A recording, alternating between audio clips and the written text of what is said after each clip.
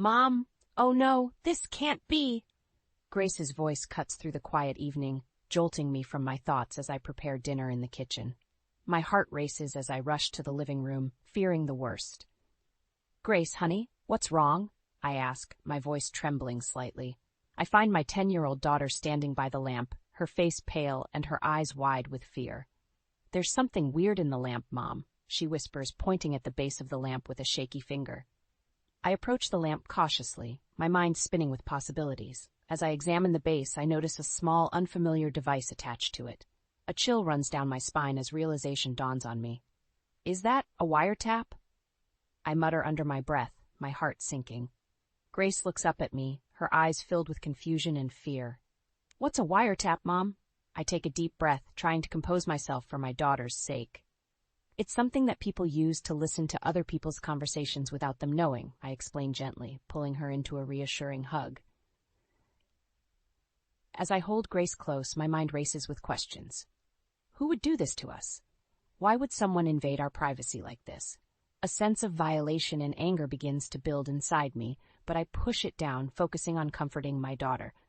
Don't worry, sweetie, I say, stroking her hair. We'll figure this out. I won't let anyone hurt our family. Grace nods, burying her face in my shoulder. I'm scared, Mom, she whispers, her voice muffled. I know, honey, but we'll get through this together. I promise. I hold her tightly, my determination growing with each passing moment. As I stand there, holding my daughter in the living room, I can't help but feel a sense of dread wash over me. The realization that someone has been listening to our private conversations, invading our most intimate moments, makes my skin crawl. I think back to the strained relationship I've had with my mother-in-law, Frances, over the years. The constant meddling, the subtle jabs at my parenting, the way she always seems to undermine my authority in my own home. Could she be behind this? The thought makes my stomach churn. I glance around the room, suddenly feeling exposed and vulnerable. How long has this been going on? What have they heard? The questions swirl in my mind, each one more unsettling than the last. But I know I can't let my fear consume me. I have to be strong for Grace, for our family. I take a deep breath, squaring my shoulders as I gently pull away from my daughter's embrace. Okay, Grace, here's what we're going to do, I say, my voice steady and calm. We're going to call the police and report this. They'll help us figure out who did this and keep us safe. Grace nods, her eyes still wide with fear but a glimmer of trust shining through. Okay, Mom, I trust you. Those 3 simple words fill me with a renewed sense of purpose. I will protect my family, no matter what it takes. I won't let anyone tear us apart or destroy the love and trust we've built. As I reach for the phone to dial 911, I feel a wave of determination wash over me. This is just the beginning, I know. But I'm ready to face whatever comes our way, armed with the love and strength of my family by my side. As I wait for the police to arrive, my mind drifts back to the countless times Frances has meddled in our lives. Her obsession with Doris has always been a point of contention, but I never imagined it would lead to something like this. I remember the day we moved into this house, how excited we were to start our new life together. But Frances was there, her disapproving gaze sweeping over every inch of our home. Doris, dear, are you sure this is the best you can do? She had said, her voice dripping with condescension. Over the years, her interference only grew worse. She would drop by unannounced, criticizing my cooking, my parenting, even the way I decorated our home. I tried to maintain peace for Doris's sake, but it was a constant struggle. One particular incident stands out in my mind. It was Grace's 5th birthday, and we had invited some of her friends over for a small party. Frances had insisted on being there, despite my reservations. As the children played in the backyard, I overheard Frances talking to one of the other mothers. Beth just doesn't have what it takes to be a proper mother, she said, her voice loud enough for me to hear. Poor Doris, having to put up with her inadequacies. I felt my face flush with anger and embarrassment. How dare she speak about me like that, in my own home? I wanted to confront her, but I knew it would only make things worse. Instead, I focused on making sure Grace had a wonderful birthday. I pushed down my own hurt and frustration, determined not to let Frances ruin this special day for my daughter. But now, as I sit here waiting for the police, I realize that Francis's meddling has gone too far. The wiretaps, the invasion of our privacy. It's unforgivable. I hear a knock at the door and take a deep breath, steeling myself for what's to come. As I open the door, I'm relieved to see two officers standing there, their faces serious but kind. "Mrs. Thompson?" one of them asks, and I nod. "We received a call about a possible wiretapping situation. Can you tell us what happened?"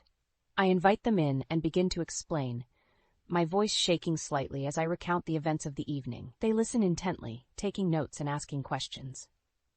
As I talk, I can't help but feel a sense of betrayal wash over me. How could Frances do this to us, to her own son and granddaughter? The thought makes my stomach churn. The officers assure me that they will investigate the matter thoroughly. They take the wiretap as evidence and promise to keep me updated on their progress. After they leave, I sit down heavily on the couch, my head in my hands. I feel like I'm in a nightmare, one that I can't seem to wake up from. Grace comes over and sits beside me, her small hand resting on my arm. "Mom, are we going to be okay?" she asks, her voice small and uncertain. I look at her, my brave, beautiful daughter, and I know that I have to be strong for her. "Yes, honey, we're going to be okay," I say, pulling her into a tight hug. "I promise." But even as I say the words, I know that things will never be the same. France's actions have set something in motion, something that I fear will tear our family apart. As I hold Grace close, I vow to myself that I will do whatever it takes to protect her, to keep her safe from the toxicity that threatens to engulf us. No matter what happens, I will always be there for her, my love for her unwavering and unbreakable. The days following the discovery of the wiretap are a blur of police interviews and hushed conversations with Doris. We try to shield Grace from the worst of it, but I can see the confusion and fear in her eyes. One evening, as we're sitting around the dinner table, Doris clears his throat and looks at me, his expression serious. "Beth, I think we need to talk about my mother." I feel my stomach clench at the mention of Frances. "What about her?" I ask, trying to keep my voice steady. "I think we need to limit our visits to her house for a while," he says, his eyes searching mine for a reaction. "At least until this whole wiretapping situation is resolved." I nod, relief washing over me. "I think that's a good idea," I say, reaching out to take his hand. "We need to focus on our own family right now." Grace looks up from her plate, her brow furrowed. "Does that mean we won't see Grandma anymore?" she asks, her voice small. I exchange a glance with Doris before turning to our daughter. "We'll still see Grandma, sweetie," I say, trying to reassure her. "Just not as often as before." Grace nods, but I can see the uncertainty in her eyes. My heart aches for her, for the innocence that's being stripped away by Frances's actions. The next day, I'm in the kitchen making lunch when the phone rings. I answer it, expecting it to be the police with an update on the investigation. Instead, I hear Frances's voice on the other end of the line. "Beth, dear, how are you?" she asks, her tone saccharine sweet. I feel my jaw clench at the sound of her voice. "What do you want, Frances?" I ask, not bothering to hide the anger in my voice. "I just wanted to check in on my favorite daughter-in-law," she says, her words dripping with false sincerity. "I heard about the little incident with the wiretap. Such a shame." I grip the phone tighter, my knuckles turning white. "A shame?" I repeat, my voice rising. "Is that all you have to say about it?" Now, Beth, there's no need to get upset," Frances says, her tone condescending. "I'm sure it was just a misunderstanding." I feel my blood boil at her words. "A misunderstanding?" I say, my voice shaking with anger. "Someone invaded our privacy, Frances. They listened to our conversations, our private moments. And you think it's just a misunderstanding?" There's a pause on the other end of the line. "Beth, dear, you're overreacting," Frances says, her voice cold. "I'm sure whoever did this had their reasons." I can't believe what I'm hearing. "Their reasons?" I repeat, my voice rising to a shout. What possible reason could anyone have for doing something like this? "Perhaps they were concerned about your ability to be a good mother," Frances says, her words like a slap in the face. "Perhaps they wanted to make sure Grace was being properly cared for." I feel like I've been punched in the gut. How dare she question my ability to be a mother? How dare she use my daughter as a weapon against me? "I am a damn good mother, Frances," I say, my voice low and dangerous, "and I will not let you or anyone else tell me otherwise." I hang up the phone before she can respond, my hands shaking with rage. I lean against the counter, taking deep breaths to try and calm myself. Doris comes into the kitchen, his face etched with concern. "Beth, what's wrong?" he asks, coming over to wrap his arms around me. I bury my face in his chest, tears streaming down my cheeks. "Your mother," I say, my voice muffled. She had the nerve to question my ability to be a good mother. I feel Doris stiffen against me. "She what?" he says, his voice low and angry. I pull back to look at him, my eyes red and puffy. "She implied that whoever put the wiretap in our house did it because they were concerned about Grace's well-being," I say, my voice breaking. Doris's face hardens, his jaw clenching. "That's it," he says, his voice firm.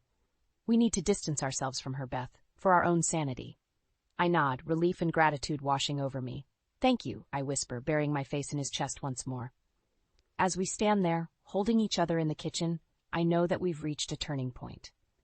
We can no longer allow Frances to control our lives, to dictate our happiness. It's time to take a stand, to protect our family from her toxic influence. No matter what it takes, we will find a way to break free from her grasp and build a life of our own, one filled with love, trust, and respect. In the weeks following our decision to distance ourselves from Frances, I find myself constantly on edge, jumping at every unexpected sound or movement. The police investigation into the wiretapping is ongoing, but they haven't made any significant breakthroughs yet. One afternoon, as I'm cleaning the house, I decide to rearrange the furniture in the bedroom. As I'm moving the bed, I notice something strange behind the headboard. My heart races as I reach out and pull out another wiretap, similar to the one we found in the living room. I feel my stomach drop as I realize the extent of the invasion. How many more of these devices are hidden throughout our home? Who has been listening to our most intimate conversations? With shaking hands, I call Doris at work. "Doris, I found another one," I say, my voice trembling. "In our bedroom." There's a pause on the other end of the line. "I'll be right there," he says, his voice tight with anger. When Doris arrives home, we search the house from top to bottom, finding wiretaps in almost every room. The kitchen, the bathroom, even Grace's bedroom. I feel sick to my stomach as I imagine someone listening to my daughter's private moments. We call the police, who arrive quickly and begin a thorough investigation. They dust for fingerprints and take the wiretaps as evidence, promising to do everything they can to find the person responsible. As the officers leave, I turn to Doris, my eyes filled with tears. "I can't stay here," I say, my voice breaking. "I don't feel safe." Doris nods, his face etched with concern. "I understand," he says, pulling me into a tight hug.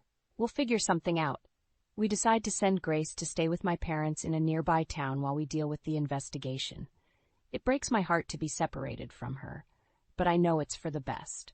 I need to keep her safe, no matter what. As I pack Grace's bags, I can't shake the feeling that someone is watching me. I glance out the window, half expecting to see Frances's face peering back at me. But there's no one there, just the quiet street and the setting sun. I drive Grace to my parents' house, my heart heavy with worry and fear. When we arrive, my mother takes one look at my face and pulls me into a tight hug. "Oh, Beth," she says, her voice filled with concern. "What's happened?" I break down then, sobbing into her shoulder as I tell her everything. The wiretaps, the police investigation, the constant fear that someone is watching our every move. My mother listens patiently, her face growing more and more concerned with each passing moment. When I finish, she takes my hand in hers and looks me in the eye. "Beth, you're doing the right thing," she says, her voice firm. "You need to protect yourself and Grace, and we'll be here for you, no matter what." I nod, feeling a sense of relief wash over me. Knowing that I have my parents' support means everything to me. As I drive back home, my mind races with possibilities. Who could be behind the wiretapping? Is it Frances, trying to gather evidence to use against me? Or is it someone else entirely, someone with a grudge against our family? I think back to the confrontation with Frances, the way she questioned my ability to be a good mother. Could she really be capable of something like this? The thought makes my blood run cold. When I arrive home, Doris is waiting for me in the living room. He looks up as I enter, his face drawn and tired. "Beth, we need to talk," he says, his voice serious. I think I know who's behind the wiretapping.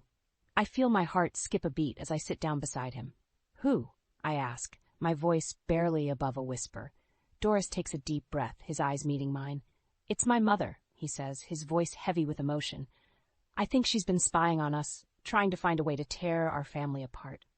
I feel like I've been punched in the gut. Frances, the woman who has made my life a living hell for years, is behind this invasion of our privacy. The betrayal cuts deep, leaving me reeling with shock and anger. As I sit there, trying to process this new information, I feel a sense of determination wash over me. I won't let Frances win. I won't let her destroy our family. No matter what it takes, I will protect Grace and Doris from her toxic influence. Even if it means cutting her out of our lives completely, I will do whatever it takes to keep my family safe and whole. The revelation of Frances's involvement in the wiretapping leaves me reeling. I can't believe that my own mother-in-law would go to such lengths to undermine our family. The betrayal cuts deep, leaving me feeling lost and alone. I decide to confide in my father, Paul, hoping that his wisdom and support will help me navigate this difficult situation. When I arrive at his house, he takes one look at my face and pulls me into a tight hug. "What's wrong, Beth?" he asks, his voice filled with concern. I break down then, telling him everything. The wiretaps, the police investigation, and Doris's suspicion that Frances is behind it all.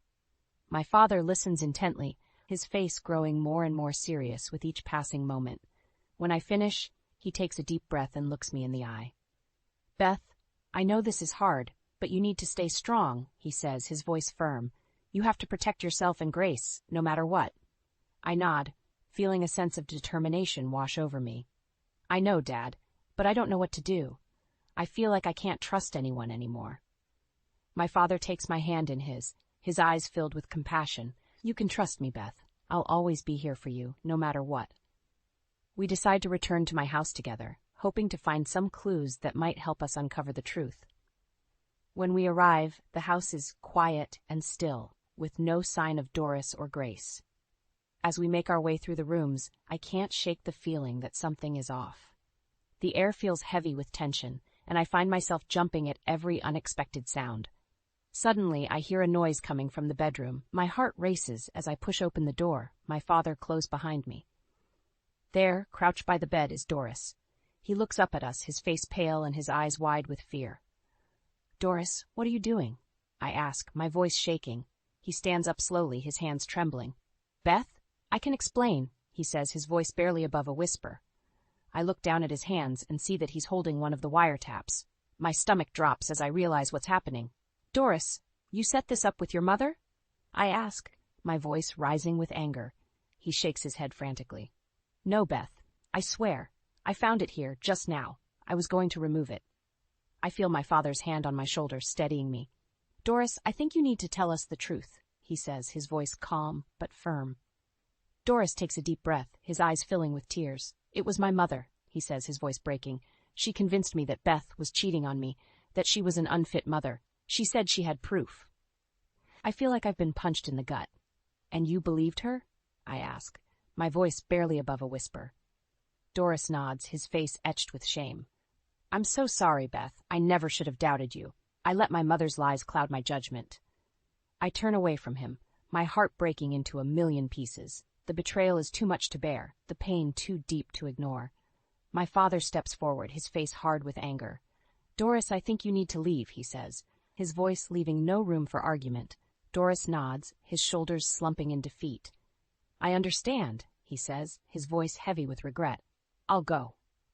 As he walks out of the room, I feel a sense of numbness wash over me. I can't believe that the man I loved, the father of my child, could betray me like this. My father pulls me into a tight hug, his voice soft and comforting. "Beth, I know this hurts, but you're not alone. We'll get through this together." I nod, feeling a sense of strength wash over me. I know that the road ahead will be difficult, but with my father by my side, I know I can face anything. As we stand there, holding each other in the quiet of the bedroom, I feel a sense of determination wash over me. I won't let Frances win. I won't let her destroy my family. No matter what it takes, I will protect Grace from her toxic influence. Even if it means leaving Doris behind, I will do whatever it takes to keep my daughter safe and happy. The days following Doris's confession are a blur of anger, heartbreak, and disbelief. I can't fathom how he could have believed his mother's lies, how he could have doubted my love and loyalty. I find myself constantly replaying our confrontation in my mind, the look of guilt and shame on his face as he admitted to his betrayal. The pain is almost too much to bear, but I know I have to stay strong for Grace. One evening, as I'm putting Grace to bed, Doris comes into the room, his eyes red and puffy from crying.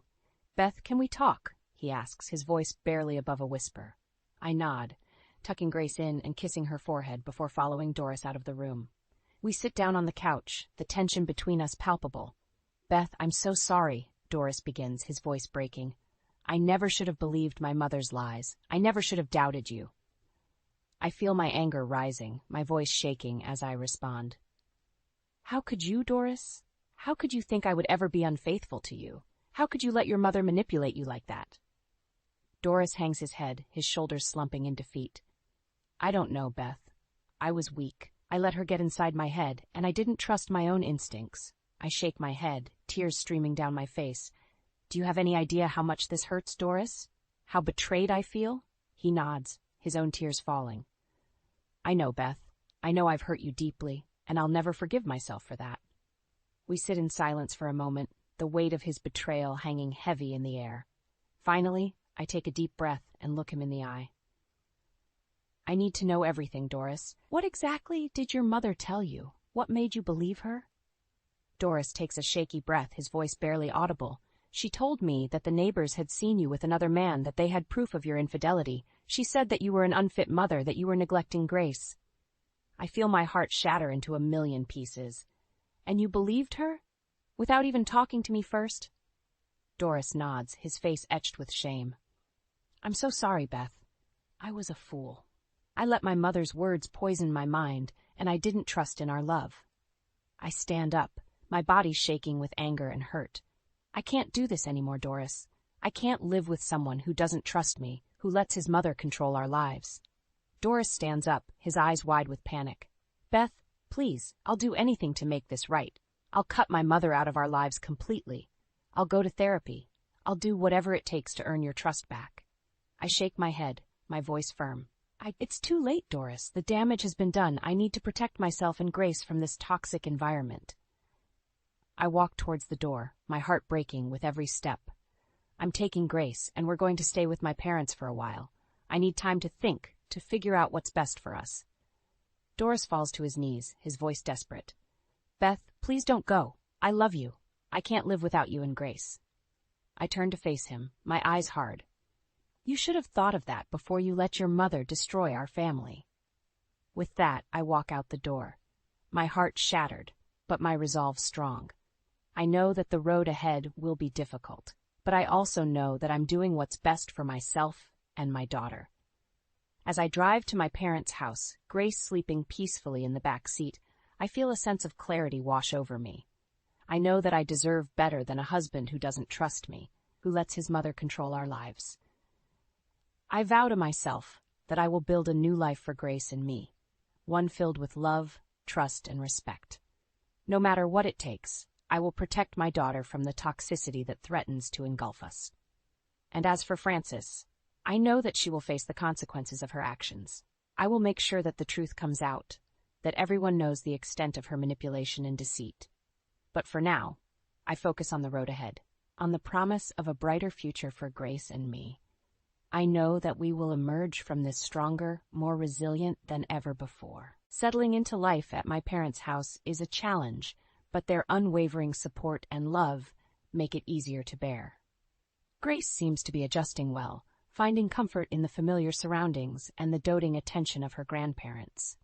As the days pass, I find myself growing stronger, more determined to uncover the truth behind France's manipulation.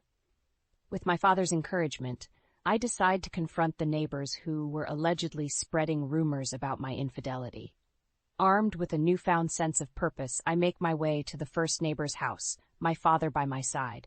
When Mrs. Johnson opens the door, her face falls as she sees me standing there. "Beth, I'm so sorry," she begins, her voice trembling.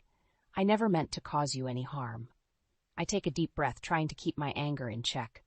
Mrs. Johnson, I need to know the truth. Did Frances tell you that I was cheating on Doris?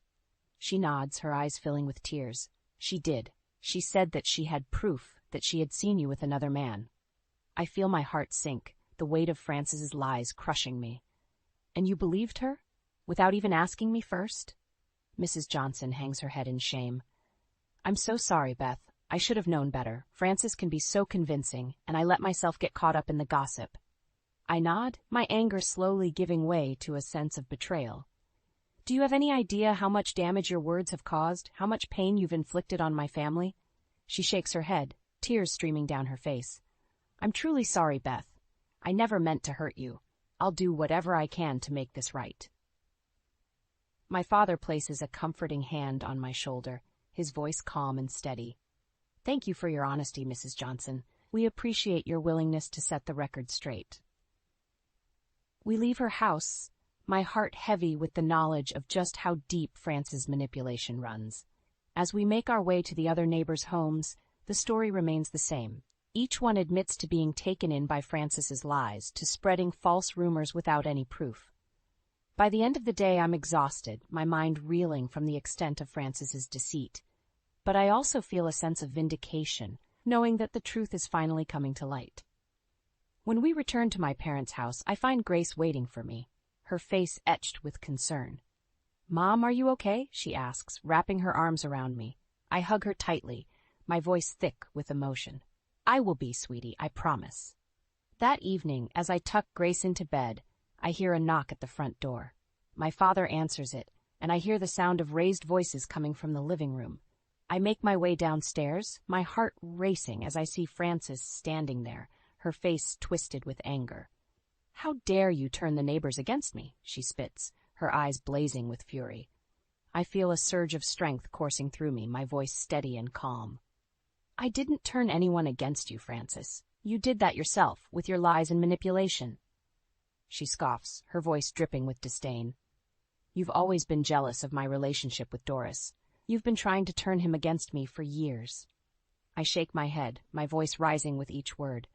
No, Frances. You're the one who's been trying to turn Doris against me. You're the one who's been poisoning our marriage with your lies and deceit. My father steps forward, his voice firm and unyielding. I think it's time for you to leave, Frances. You've caused enough damage to this family. Frances's face falls, the reality of her actions finally sinking in. She turns to leave, her shoulders slumped in defeat. As the door closes behind her, I feel a sense of relief wash over me. I know that the road ahead will be difficult, that the wounds inflicted by Frances's betrayal will take time to heal. But I also know that I'm not alone. With the love and support of my family, I will find the strength to rebuild my life, to create a future filled with trust, respect, and happiness. And as for Frances, I know that she will face the consequences of her actions. The truth has a way of coming to light, and she will have to live with the knowledge of the pain she's caused. But for now, I focus on the present, on the love and laughter that fills my parents' home. I know that together, Grace and I will emerge from this stronger, more resilient than ever before. In the weeks following my confrontation with Frances, I throw myself into building a new life for Grace and myself. With the support of my parents, I find a full-time job at a local bookstore, relishing the opportunity to immerse myself in a world of stories and imagination. Grace continues her swimming lessons, finding solace and joy in the water. I watch her glide through the pool, her face lit up with a smile, and I feel a sense of pride and love wash over me. One afternoon, as I'm sorting through a new shipment of books, my phone buzzes with an incoming call. I glance at the screen, my heart skipping a beat as I see Doris's name. I hesitate for a moment, unsure if I'm ready to face him, but I know that I can't avoid this conversation forever. I step outside, taking a deep breath before answering the call. Hello, Doris. There's a pause on the other end of the line, followed by a shaky breath. Beth, I'm so sorry. I know I've said it before, but I need you to know how much I regret what I did. I close my eyes, feeling the weight of his words settle over me. I know, Doris, but the damage has been done. I can't just forget what happened. I understand, he says, his voice heavy with emotion. I just wanted to let you know that I've started seeing a therapist. I'm trying to work through my issues to understand why I let my mother's manipulation get to me. I feel a flicker of hope in my chest, but I push it down, knowing that I can't let myself get caught up in false promises. That's good, Doris. I'm glad you're getting help. We talk for a few more minutes, our conversation stilted and awkward. When we hang up, I feel a sense of sadness wash over me, knowing that the man I once loved is now a stranger to me. As the days turn into weeks, I find myself settling into a new routine. Grace and I spend our evenings curled up on the couch, reading books and watching movies. On weekends, we explore the city, discovering new parks and museums. I hear whispers around town about Frances, about how she's become a pariah in the community. People cross the street to avoid her, their faces etched with disgust and anger. Part of me feels a sense of satisfaction, knowing that she's finally facing the consequences of her actions. But another part of me feels a twinge of pity, knowing that she's now living a life of isolation and loneliness. One evening, as I'm tucking Grace into bed, she looks up at me with wide, curious eyes. "Mom, do you think Grandma Frances is sorry for what she did?" I pause, considering my words carefully. "I don't know, sweetie. Sometimes people do bad things because they're hurting inside, and they don't know how to deal with their pain." Grace nods, her brow furrowed in thought. "I hope she learns to be a better person." I smile, feeling a surge of love and pride for my wise, compassionate daughter. Me too, Grace. Me too. As I lay in bed that night, I find myself reflecting on the journey that brought me to this moment. The pain and betrayal, the fear and uncertainty, the strength and resilience that I never knew I possessed. I know that the road ahead will be difficult, that there will be challenges and obstacles to overcome. But I also know that I'm not alone, that I have the love and support of my family to guide me through. And as I drift off to sleep, I feel a sense of peace wash over me, knowing that no matter what the future holds, I have the strength and courage to face it head-on. Because I am Beth Thompson, a survivor, a fighter, a woman who refuses to be defined by the actions of others. And I know that with the love of my daughter and the support of my family, I can overcome anything that life throws my way.